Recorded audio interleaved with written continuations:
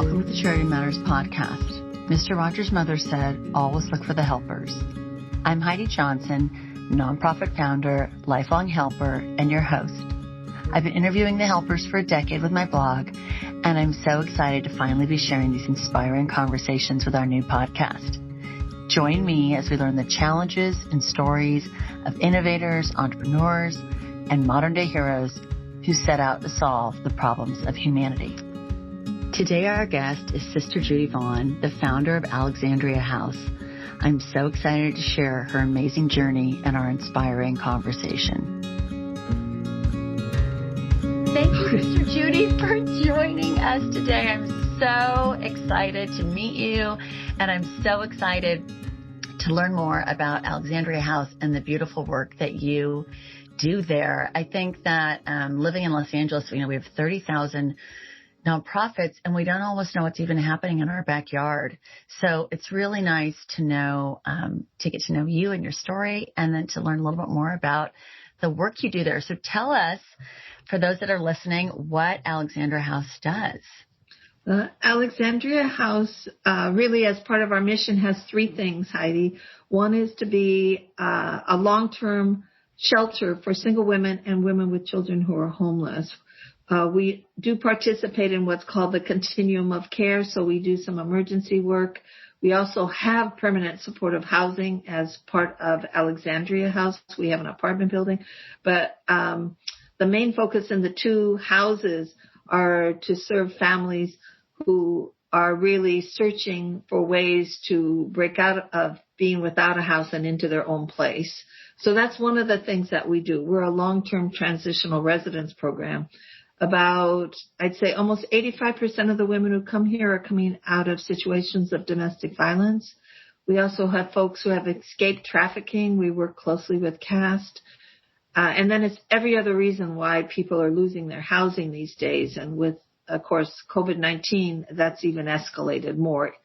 Even though they're not supposed to get evicted, practice doesn't always match theory. So that's one of the things that we do. The second thing is we're a neighborhood center. We wanted to be, from our very beginning in 1996, part of the community. So we have an after-school program. It's really for about 35 kids. Right now, most of them we're doing mentoring with the kids in our program through Zoom. But on a day prior to when we needed to close in person some of the programs, you'd find in the afternoons about 35 kids, some of the kids in residence, but some of the children from the neighborhood that come K through 5.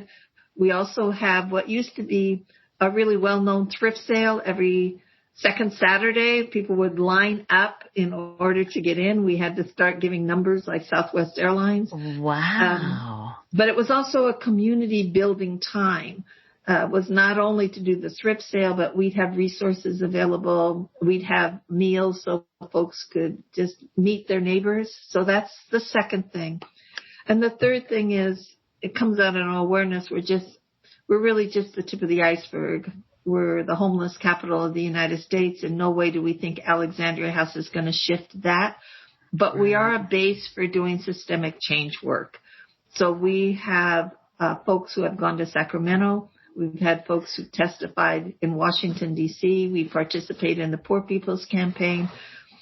We really are committed to changing systems that are keeping women and children living in poverty. So that's sort of who Alexandria House is.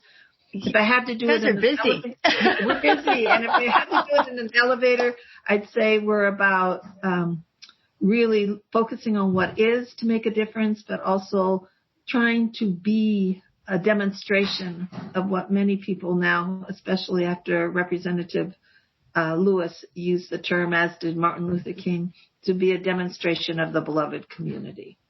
Oh, I love that, sister. That's so beautiful, because it is a beloved community, and I don't think we get to see that often enough. I don't think we see the good, and that's one of the reasons we're having this conversation today, because I think the world is craving the good, and I think it's out there, and it's not being highlighted enough. It's in front of all of us, and we just have to choose to look at it, right? And to see it. So what was the moment? Oh, go ahead. No, I think that's why people like us and come back, because they have a glimpse. And Right. maybe later on, if we have time, I have, from being here since the beginning, I'm one of the founding members. I live on site. I've been here since 1996, even before we opened our doors. I have lots of stories, but definitely that glimpse of what is possible is what people experience when they come and want to come back, because in these really trying times, like you just said, Heidi, people are thirsty, are looking for something. Absolutely. And seeing good gives us all hope, right? It's seeing the best of ourselves, which obviously I'm sure you and all the sisters display, but just bringing people together and seeing everyone being kind and coming together to help one another, which is really why we're all here, right? Is to help one another. Yes. So in 1996, what happened? Obviously, you live a life of service and you've taken a vow to serve, but you don't just start a nonprofit. That doesn't just happen. Something happens along the way that drives you to act in this way, and there's a series of things that typically happen. So tell me what happened leading up to 1996 that birthed this incredible organization. Yes. Well, I have to admit, I've been just incredibly motivated and really have a lot of sheroes in my life who have really challenged me to understand more deeply what service looks like. Like I said, I come out of a culturally Catholic family, and service has always been, as you said, a part of our tradition. Those of us who connect with the Catholic tradition at its best. So, and early on, I taught second and third grade, and then I went on to teach at Mount St. Mary's University. I was asked to go get a PhD, which I did at the University of Chicago. And it was during that time there that I don't know, see, I'm getting older. I don't know if you remember when the 4 church women were assassinated in El Salvador. Yes. I think for many of us in religious communities, it really challenged us to look deeper at what our call really demands. I had a great mentor. Her name was Margie Tuitt, who was a Dominican sister, who was also in Chicago at the same time I was. And we were sitting by the lake, and she asked me one day, Judy, do you want to be liberal or do you want to be radical? And I had to look at that question for a minute, but realized, if anybody takes Jesus seriously, there can only be one answer, and that is that we need to be radical in how we live our lives. So I ended up resigning from the college and went to work at a place called House of Ruth in East LA. It's still in existence. It was founded by 4 sisters of St. Joseph of Carondelet. They're doing really well. Worked there for about 4 or 5 years. My journey then took me, because I belonged to a group, well, really sort of a non-group called Women of Conscience. We started to do civil disobedience every month to try to stop U.S. intervention in Central America.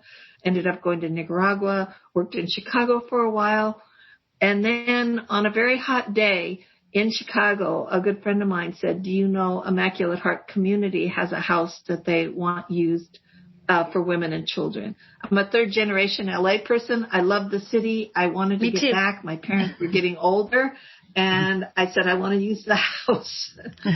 So called together, there were 13 of us who sat in a circle in the living room at Alexandria House in what we call the greenhouse.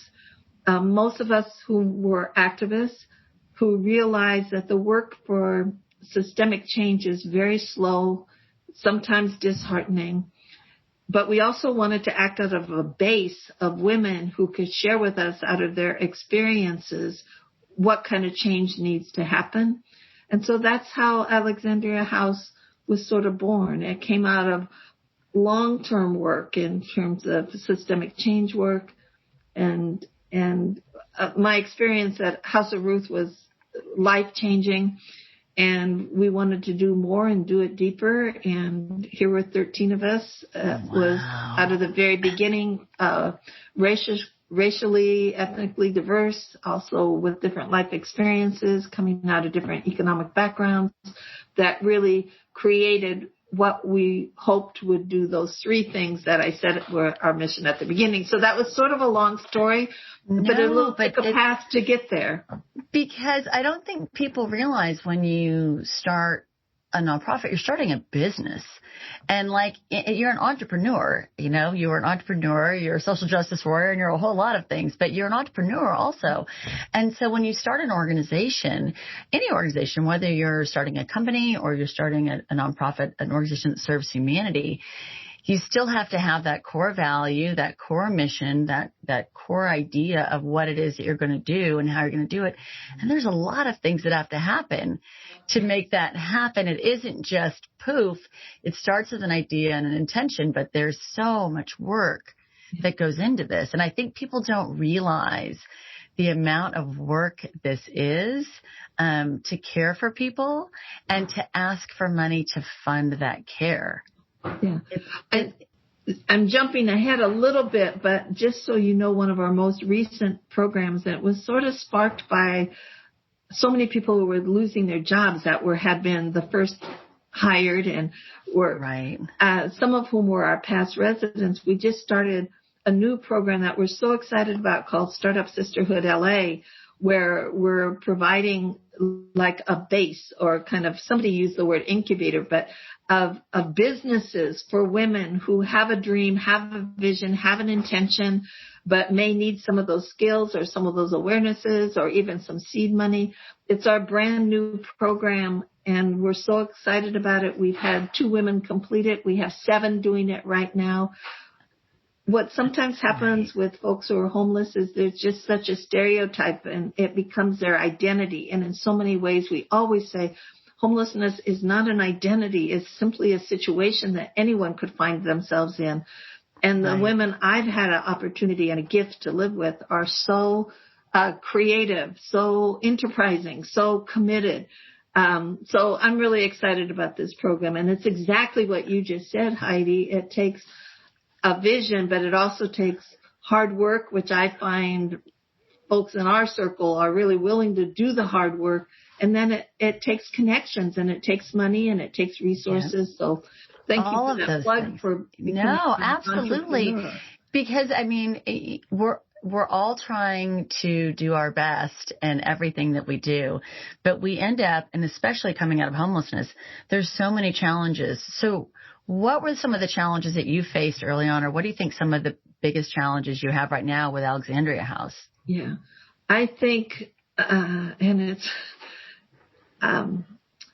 let's see, I'm struggling to figure out which one to put first. I think doing part of this work is your heart will be broken. I had a very good friend who worked in Central America who said that's part of the understanding. Margie Truitt used to talk about the burden of knowing, or being willing to have your heart be broken, because there are so many things that make it so difficult for folks to really get out of a situation. So that's really one, is how you stay true to our commitment to be trauma-informed care, which is some of the, words that are being used right now. Right. But that really means opening your heart and being as empathetic as possible, even though it's not your own experience, but really listening to the pain and the grief and the heartache of others, and being willing to share in that. So that's one piece of it. But the other is, there's just not enough resources. And we see that over and over again. We get 1,000 calls a month from folks who are not able to house here. And then 1,000 a month? 1,000 a month. And then we start saying, well, call 211. Well, that doesn't work, because the fact is, and I'm going to use the higher number, there's at least 80,000 folks who are homeless on any one night in LA. There's 11,000 shelter beds. So how, in fact, are you talking about, stay hopeful? Right. There's not enough resources. People do everything right here and still can't find housing, even with a Section 8 voucher in their hands. Right. You have to make 3 times the amount of rent, not what they pay in rent, but 3 times the rent. Our staff doesn't make 3 times the amount of rent. Right. it's just so sad. You have folks, women, courageous, who finally understand they have to get out of a situation of abuse, and then they don't have a police report, so they can't get in a DV shelter. Not because DV shelters don't want to help, but there's not enough of them. And they can't get into a shelter that is like for homeless folks because maybe they're not safe. And so that's the most difficult. You know, I could say raising money, but we've been incredibly blessed, and we have a lot of miracles that have happened here. You know, being featured in Justin Bieber and Quavo's Intentions video. So if you haven't seen it, 6 minutes, it's worth it. You know, that was a miracle. You know, Right. The person who came in because he helped bring dinner and felt the spirit of the place, those are miracles. So yes, we have a really dedicated development team that raises funds for us. I mean, turning away 1,000 families a month, I can't even imagine. And being the keeper of the pain, and letting it flow through you and not stay with you. I mean, those are incredibly enormous challenges. So and the staff does it, Heidi. They do it. If you ask people what the hardest part of the job is, it's like answering the phone when you know there just is going to be not much we can do. Space. So this work, as I say to everyone, this work that when we're serving people is so difficult. And the expression I use sometimes is the bucket is heavy. You know, at the end of the day, it's not like we are, running a pencil factory where we're making things. We have families that rely on people who are relying on us. And in your case, for food and shelter and the most safety, the most basic human needs. And it's really hard. So when that bucket is heavy, at the end of the day, when you've had to turn away people or things have been difficult, what fuels you to keep going? I have the privilege of living and working here, which I think is unique. And just sidebar, one of the things that fuels me is one of God's great gifts to me was a daughter who came into my life when she was 4 days old. Ray definitely fuels me. But living here and really seeing expressions of what we talked about before, that beloved community, women from very different backgrounds coming to understand that there's so much more that connects them than divides them, how they support each other. And then seeing women who have really been able to use this as a springboard to create a better and a safer and a more secure life for themselves and for their children. You know, I've been here all 26 years. I've seen young kids who took their first steps here, who now come back and volunteer. The bucket may be heavy, but I know I'm not carrying it by myself. And that's amazing. And then you see miracles happen. We had a young woman who sat on our couch when she was 18, just having escaped from trafficking. And now she serves on, everybody was jealous because she met Michelle Obama as well as then President Obama.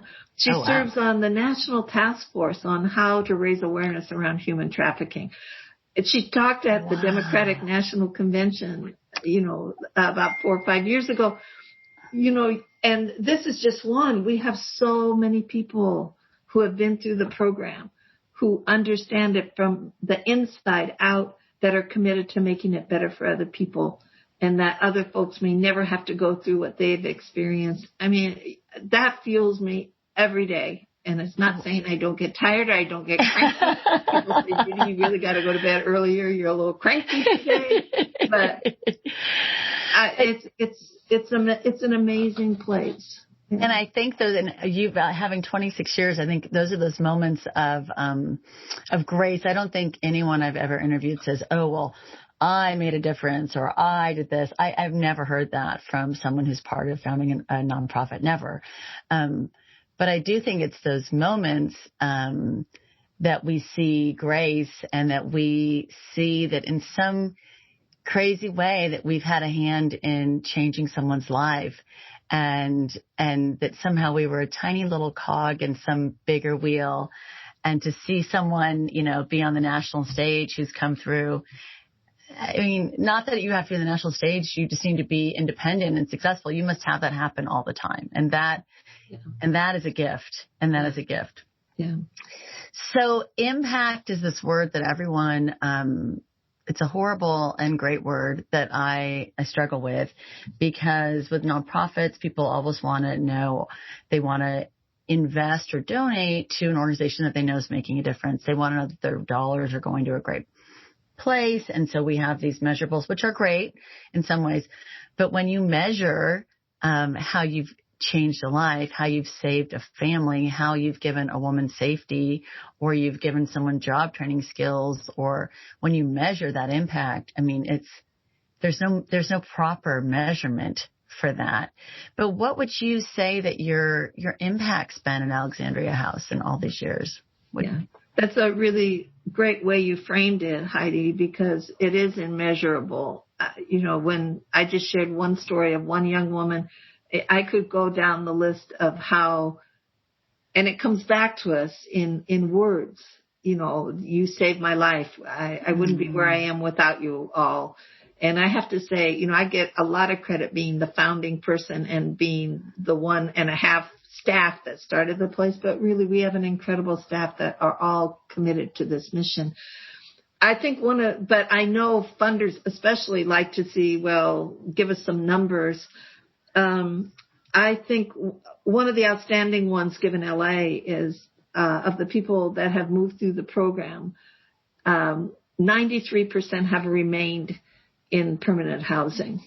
Wow. And that is really, huge. It's huge. And one of the people on staff was sitting next to somebody from the LA Homeless Services Authority, LAHSA. They said, no, that can't be right. And I thought, well, I want to make sure it is, because I don't want to be saying things that aren't. And so I went back and just double checked, and it really is amazing. Part of that is congratulations. It's an understanding of interdependence.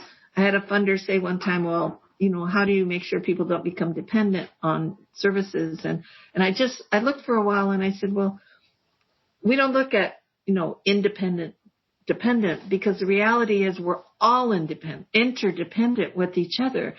Right. So we have an Alexandria House alumni group. They meet every Saturday. People are invited to participate in it when they leave from here. Some people really want to just move on and have this be not an ongoing connection, and we respect that. But a number of people want to stay connected. We have 6 people on staff who actually move through the program. We have monthly donors who have moved through the program. But I think the impact then is seen in such statistics as 93% of those who have moved from here remain in permanent housing, because I know if I had an issue, my parents are no longer living, but I know my sisters would be there for us. We all have, or should have, or it would be a blessing to have a circle of people who you can go to for support. And that's who we are, and that's who we want to be. And obviously it's what you've been doing. I mean, those statistics are fantastic. So if you could dream any dream for Alexandria House, because miracles, as you said, sister, do happen. You never know. You never knew Justin Bieber was going to show up. So I don't think that's your dream, but if you had any dream, what would that be? I have to say, it was such a good event. It was so much fun. And if you haven't, for those who haven't seen the video, if for nothing else, just to see the joy and celebration and have a glimpse of who makes up our community, I would recommend people see it. But all right, I'm going to look at it. Yes. The dream, yes. What would your dream be? Well, there's a church not far from here called Oasis, and one time the pastor there made the comment, he was sort of lamenting all the work that had to be done, and a friend of his said, but you're dreaming the dream. You're living the dream. So this is what we thought of back in 96, this is what the vision was. So to continue the work we're doing, even as it grows, because we have more people who come to us now, is living the dream. But we do have a dream because housing is so difficult in LA. We're really working right now to purchase the apartment building behind us. It was the retirement home for the Immaculate Heart community, but a number of the women have been relocated, and it's right behind us. And it would provide 31 more units of permanent supportive housing. We have one apartment building down the street at 16 units, but more and more we are finding folks having it such a hard time to find permanent housing, and it would be a way to sort of solidify right on site that community and folks for whom this really has become family. Many folks who have been trafficked have had to kind of distance themselves in location, especially from their families, or have lost contact, as well as people experiencing domestic violence often experience a separation, or young people coming out of foster care that really it was a difficult experience, and they don't have that connection either with their foster guardians, parenting people, or with their own birth family. We're really anxious to have those more units. So that's a dream. It's a dream. No, that's a good dream. Someone challenged me to stop saying we're trying to. They say, Judy, you have to drop the try out. We're going to do this, Heidi. But I tried to get rid of the word "if" for my New Year's resolution, and how did you do with that? Well, it's only March, sister. So I'm working on when. I'm working on replacing "if" with "when." So when you buy your apartment building, and when you have to stop yourself and just switch it and then re-say it. But it is a process. But I think it's helpful. Yeah. So that's definitely a dream, and then to keep working on the systemic change piece, because we're hoping that providing a model give people a glimpse of what is possible and some sense of direction for action, and the kinds of changes that need to happen. It would be so great if other organizations could model what you're doing. I mean, it's a working model. Yeah. It works. So, it's people always say, well, why don't, our nonprofits are most of them in our country most of them are not national. We're community-based nonprofits. And that's what keeps them special, because they take care of their community. And sometimes when things expand, they lose that intimacy. But it's always that question of when you see that you have something that works, the growth is a blessing and a curse, right? So it's a challenge, because I think innately nonprofit founders, I think one of the worst things about everyone that I've interviewed, at least, or almost all of them, is that we're wired that we always want to serve more, help more, take care of more, and the need will always be greater than we will ever be able to meet. Yeah. I mean, that's just the sad reality, regardless of what your organization does. The need will always be greater. Yeah. And I think that's why that systemic change piece is so critical, because in no way would we ever assume that we could solve it. It needs to be solved at another level. But what I do know is that we give some possibilities about how this issue could be addressed and provide some opportunities for participating in working to make some change. I think that's fantastic. So do you have a motto or a phrase that you kind of live by, or something that you are a catchphrase, or something that you like to say a lot?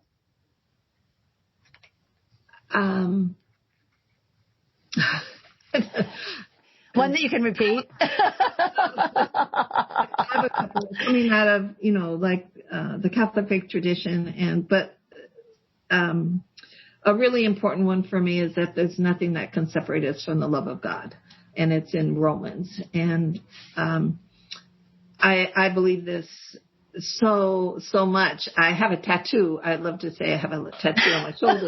It's faithful, and it has the glimpse of our hands connected, that there's nothing that can separate us. It's a really important thing for me, because we all make mistakes in doing this work. One of my favorite songs is "A Saint is Just a Sinner Who Falls Down and Gets Back Up." That's from Donnie McClurkin. And I listen to that song often. So that definitely would be something that's really, really important. Love that. And I love that you have a tattoo, sister. I think that's so awesome. That's really great. I love that. I don't have a tattoo. I think that that's kind of super cool. Well, so what? Go ahead. My second motto. I know we're probably running out of time, but when my daughter turned 18, she called me and she said, "Mom, I got a tattoo for my birthday." Well, we had gotten one together before then, because actually I had 2 or 3, but we had gotten one before. And, it can be a little pricey. And I went to say, "Ray," but then I had presence of mind to say, I stopped myself and said, "Well, Ray, what did you get?" And she said, "Mom, I got," and I always cry on this one. She says, "I got DNA does not make a family, love does." Oh, you make me cry. But I think those words have just really resonated with me for years. But her articulation and believing it, to have it be a tattoo for her, really, we need, and every faith tradition has an image of, we're being all one family, and love as the connecting. And I think if we really took that seriously, that at the core of our beings, we are one family, we would find other ways to help people. I could not agree with that more. That is a good tattoo. That is a beautiful, beautiful message. It's interesting. I've had, this week I interviewed someone in foster care the other day, and I interviewed, an adoption agency, founder of an adoption agency that does grants for families that are trying to have children, and families that are gay couples, that are biracial, that are not the typical, once upon a time, 1950s version of Leave It to Beaver family. And that's pretty much exactly the same conversation that I've had. That you're the third person this week, only one with a tattoo, but the third one this week with saying that same message, that a family is not because of DNA, it is because of love. And I think that is so powerful. So I know you learn life lessons all the time, and I know that you, I don't know, but I would assume that you have, I think, the insight and the perspective to see what they are. I think so many of us in nonprofit, we're so busy doing and serving that we don't always stop and reflect on what we've learned from this process, because from 1996 to now, there's been a lot of growth, and there's been a lot of things that have happened in your life. But what do you think some of the key lessons from this work that you've learned? Maybe just quickly, I promise 3. One is,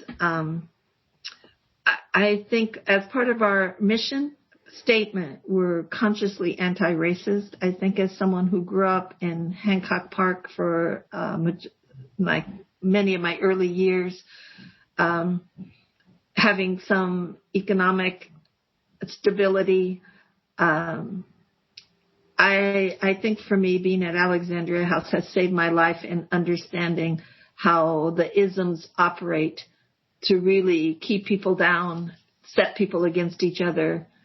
That's really been a life lesson. And, my daughter happens to be African American, and to really see how embedded racism is in systems and structures and relationships has helped me personally. And I think it is really a key component of the work we do here, that everyone is welcomed around the table for who they are and what they can bring to this thing that we call Earth. So that's definitely been one. The other I already mentioned is the God's faithfulness. You just have to be open to the reality of making mistakes, and you keep going, which relates to the next one. I've learned about resiliency.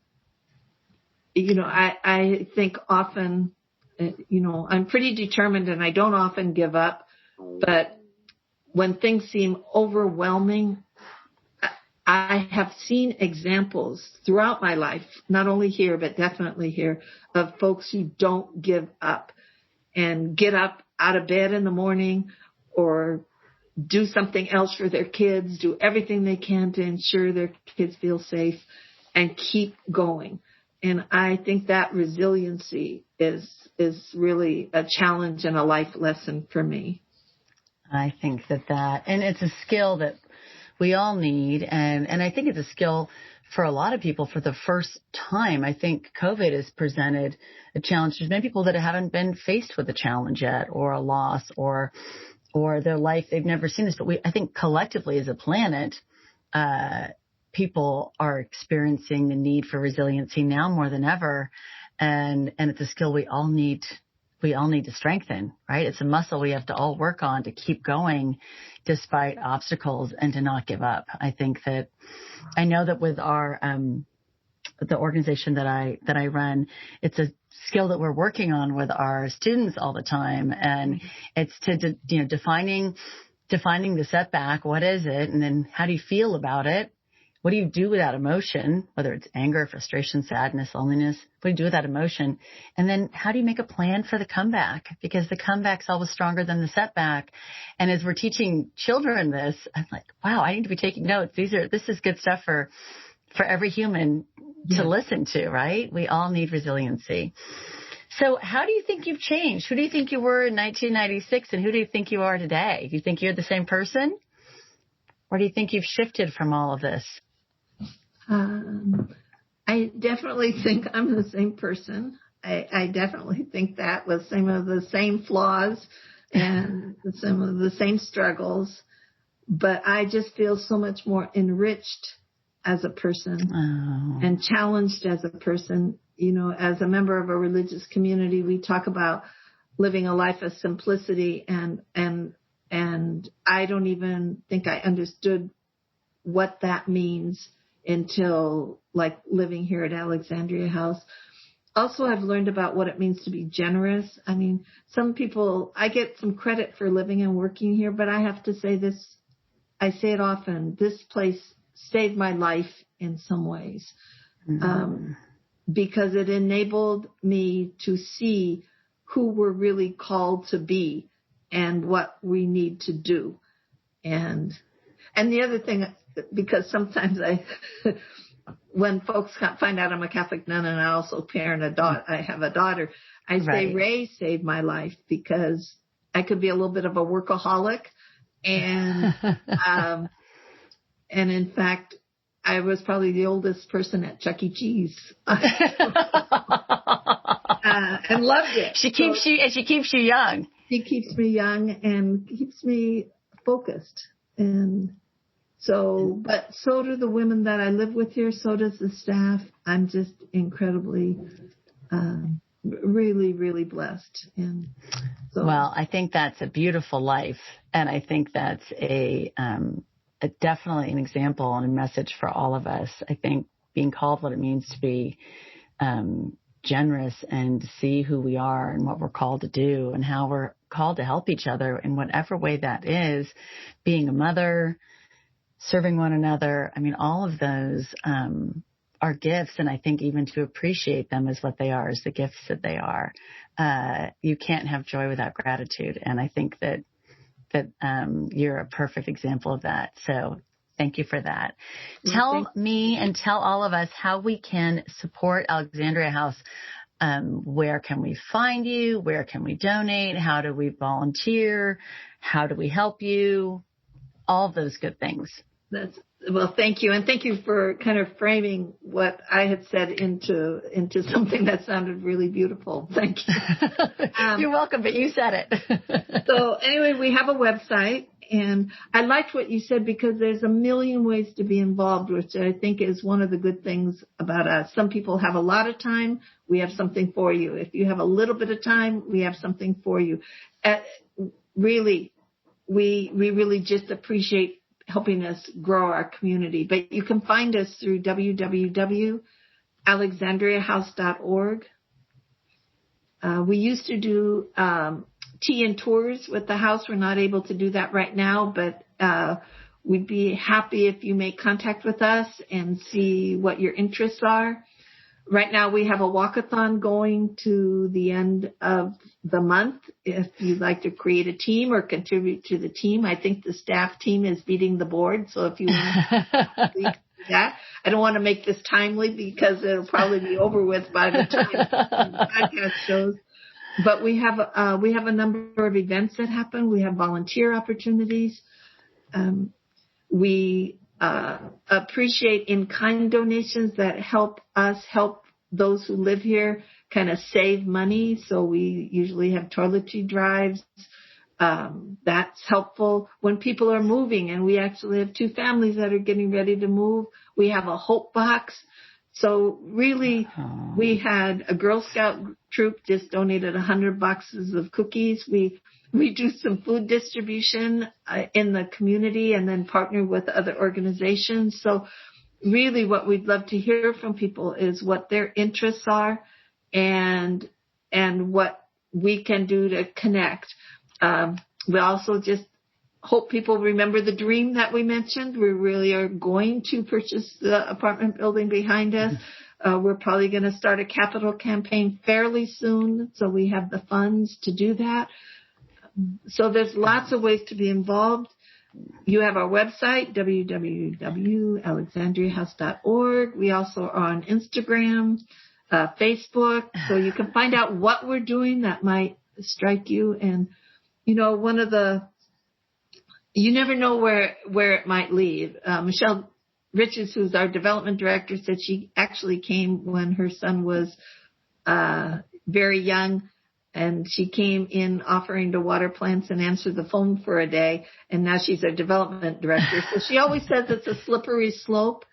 I want to remember right now also a young woman, Naya Rivera, who was a cast member of Glee. She played Santana. She drowned tragically. She was a volunteer here at Alexandria House, and we did our walkathon in her memory. We've been in touch with her family.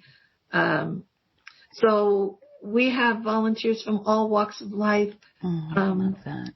Some of our best volunteers come through, the court system where you have to do community service. And some of our other best volunteers are folks who are just looking for a place to do some work. And we're open, and so give us a call. Come online. And I think there are so many people. I think people don't always realize that they have a way to give. They may think, things are tight right now, but they don't realize that they have all sorts of items in their garage, or they have a little extra time, or they're just looking for a place for connection to do something, and this resonates with them, and they want to get involved or bring their friends, and I think that there's no greater gift than giving.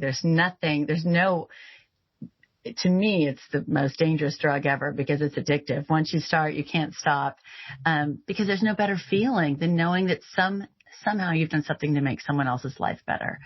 And I want to give a shout out, if I can, to, we did have a fire in the greenhouse. It was a year ago. It took us a while to be able to work through the insurance stuff to be able to get it repaired.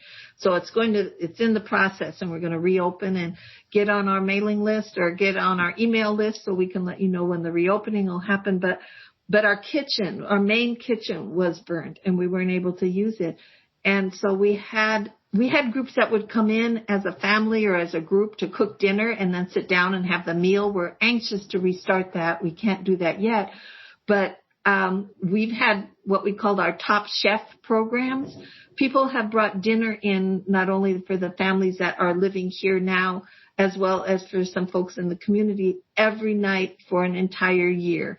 And that's been an amazing volunteer gift to us. So there's lots of ways. Trust me, we'd love to hear from people. Well, I love that. And nothing makes me happier than connecting great people and great causes. And I'm hoping that everyone out there listening is going to be really excited and inspired by our conversation and find some place in their hearts to find a way to help somebody else, because providing a home, providing safety, providing food, providing education, I mean, those are our basic needs. And we have such need right now, especially in Los Angeles. And so I'm so grateful to you and everyone at Alexandria House for the work that you do to help everyone in our community, and to just be a reminder for all of us that we can all do something. It doesn't need to be huge. Any little thing makes a big difference for someone.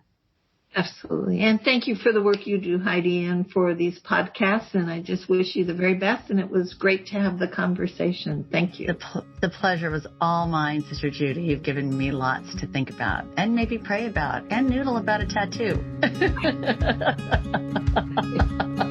You never know. You never know. Thank you, thank you, thank you. Thank you for listening to this week's episode of the Charity Matters podcast. I really enjoyed talking to Sister Judy about what it takes to start a business that changes people's lives. I think her comment about witnessing resiliency in the human spirit was so inspiring and true. To learn more about modern day heroes like Sister Judy and entrepreneurs, or if you'd like to reach out to us, visit us at charity-matters.com or connect with us on Instagram at Charity Matters. If you enjoyed our conversation, we would love it if you shared this with your friends and family.